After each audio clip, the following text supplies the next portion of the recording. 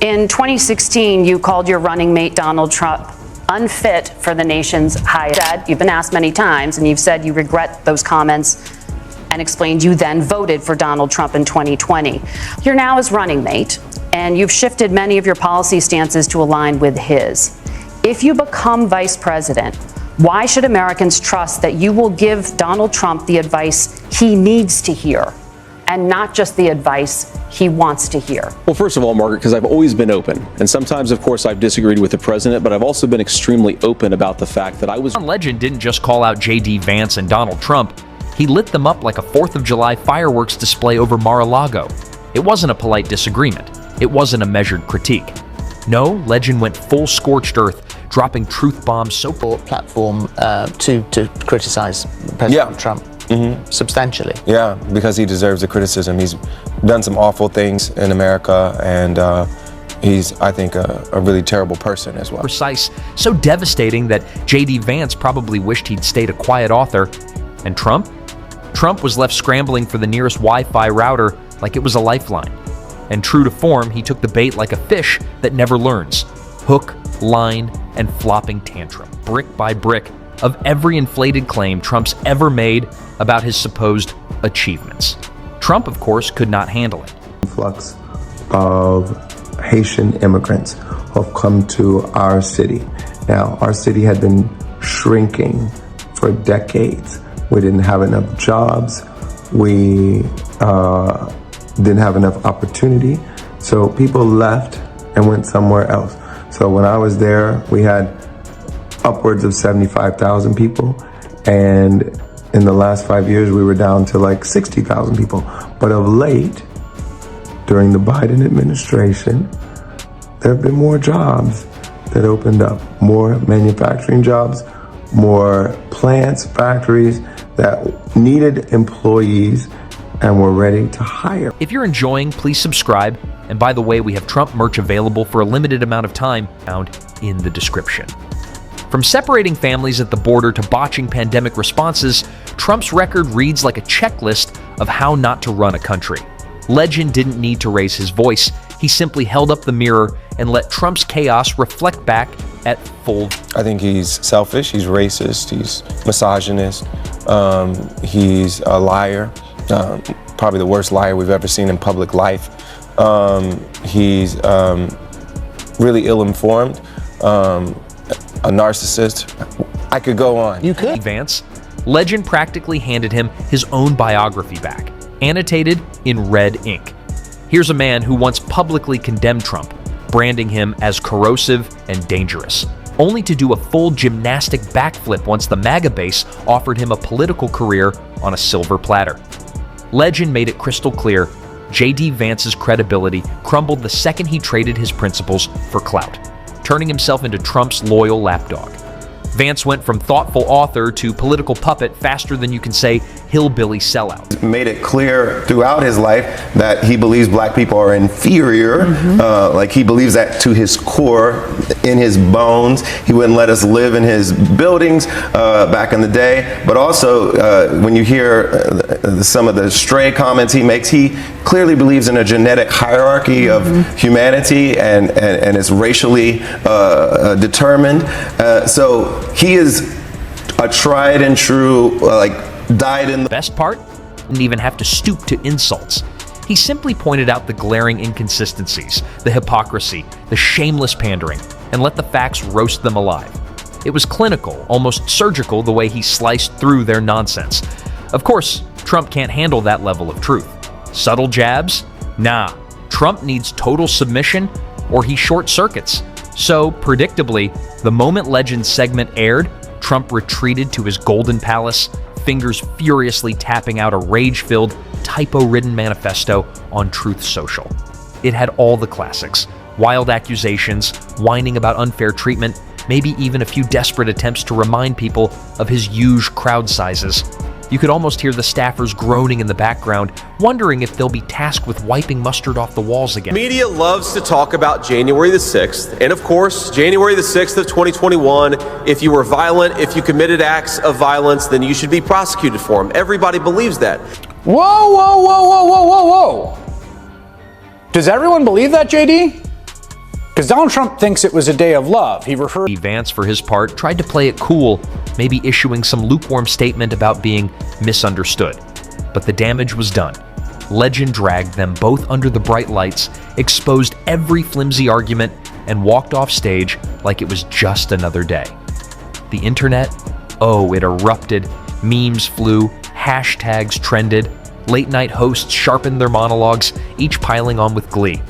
Because Legend didn't just hit them where it hurt, he reminded everyone how easy it is to dismantle their charade when you've got facts, logic, and a little swagger on your side.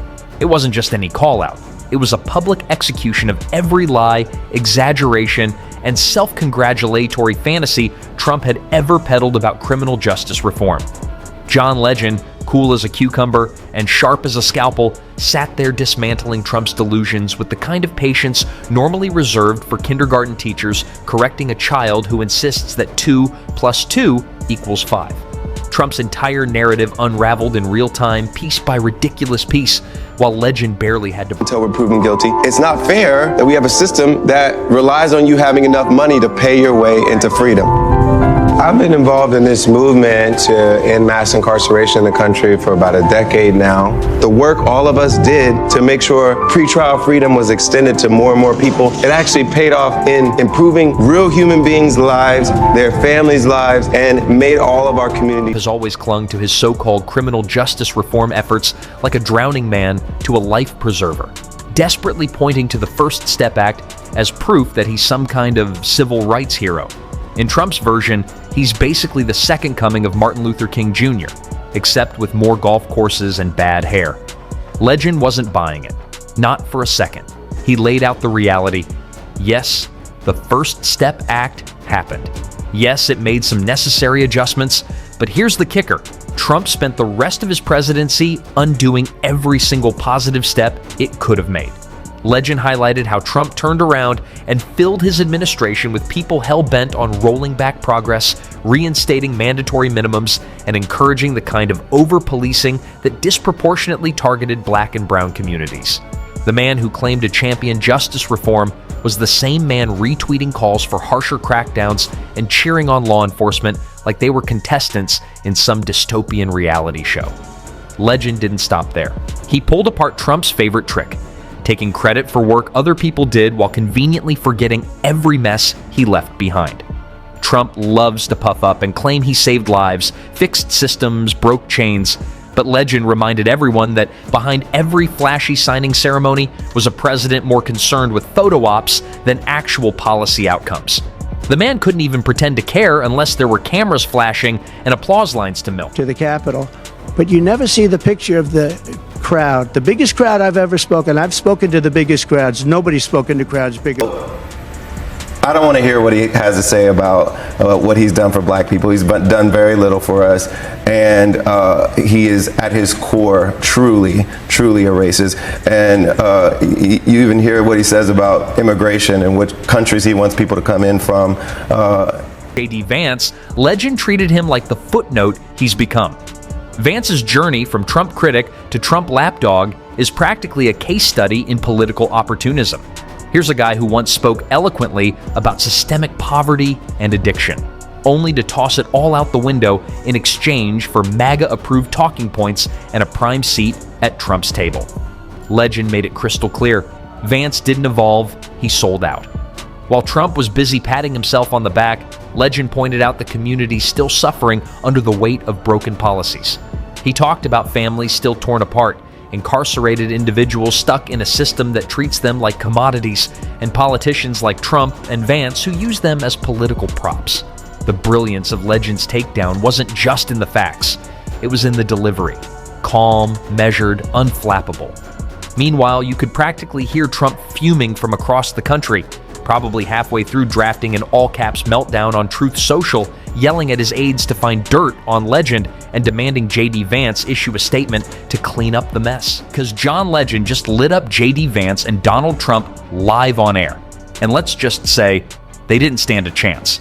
In the next few minutes, we'll unpack how Legend shredded their tired talking points, flipped the script, and left them scrambling like kids caught cheating on a pop quiz. And to top it off, Chrissy Teigen jumps in, turning Trump's favorite insults into punchlines. This isn't just a celebrity feud, it's a masterclass in dismantling political nonsense with this week. In fact, if you watch the debate, we were discussed by our presidential candidates, including a very special, interesting man named to Donald Trump as a That's the same man who thinks he's the sun and everyone else is just orbiting his greatness. But nothing makes him lose it faster than a celebrity who's not only smarter than him, but isn't remotely intimidated by his bluster. And John Legend? Oh, he's the nightmare scenario. Smooth, brilliant, universally respected, married to Chrissy Teigen, Trump's ultimate social media nemesis, and not afraid to call out nonsense when he sees it. Trump never stood a chance. The moment Legend's truth bombs hit the airwaves, Trump's rage sensor went off like a nuclear alarm. There he was, somewhere in Mar-a-Lago, probably mid-burger, watching as Legend calmly dismantled his fantasy world. It's the kind of thing Trump despises, being publicly called out by someone cooler, smarter, and infinitely more articulate.